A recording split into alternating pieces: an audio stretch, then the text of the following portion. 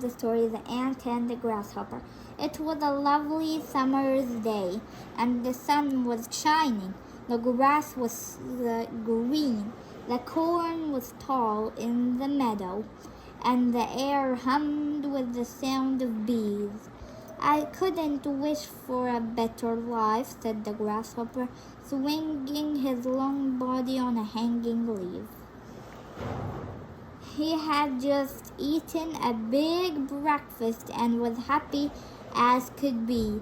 He was so content that he rubbed his wings against his big back legs to make a loud chirping sound. "I wish I could do that," said a small voice. The grasshopper looked around. On a nearby blade of grass was a tiny ant. "Do what?" asked the grasshopper. "Make that chirping sound," replied the ant. "Ants don't make sounds. So what do you do when you're happy?" asked the grasshopper. "I don't need to do anything," said the ant. "Just being busy makes me happy." "Busy doing what exactly?" the grasshopper asked, puzzled. The ant was poking about here and there in the tall corn, searching for seeds. She couldn't even stay still for 5 seconds. "Busy making a home, busy looking after my children, busy collecting food for the winter," she answered. "I'm always busy collecting food for the winter," exclaimed the grasshopper. "That's ages away. If we don't collect the food now, then we will be really hungry when the winter eventually does come," said the ant. "Poor ant," said the grasshopper. "If you spend all summer working, you'll have no time to enjoy yourself. You should be more relaxed like me."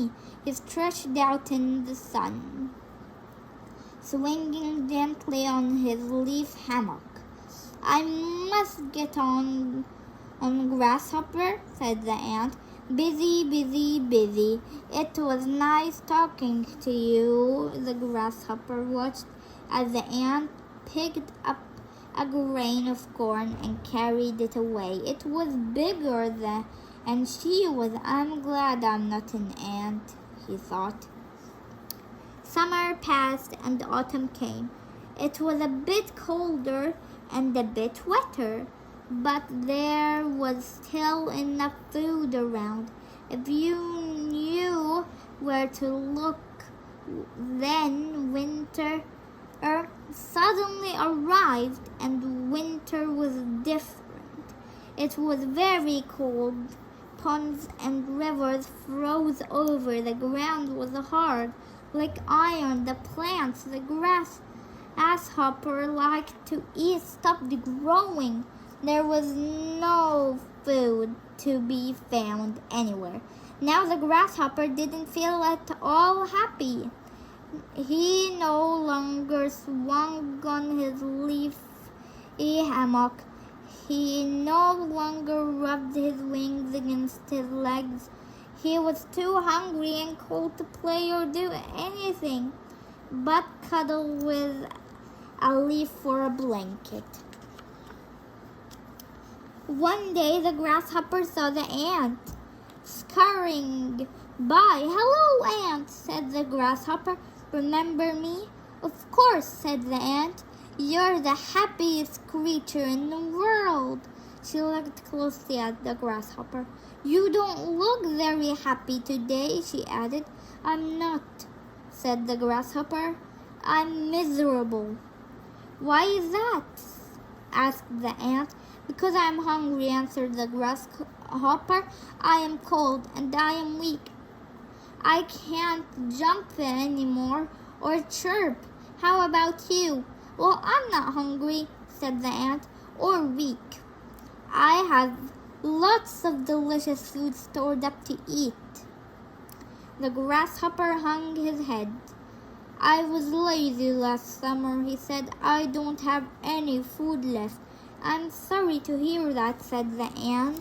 The grasshopper looked at the ant with hungry eyes. I can see that you are a very kind creature, ant, he said humbly.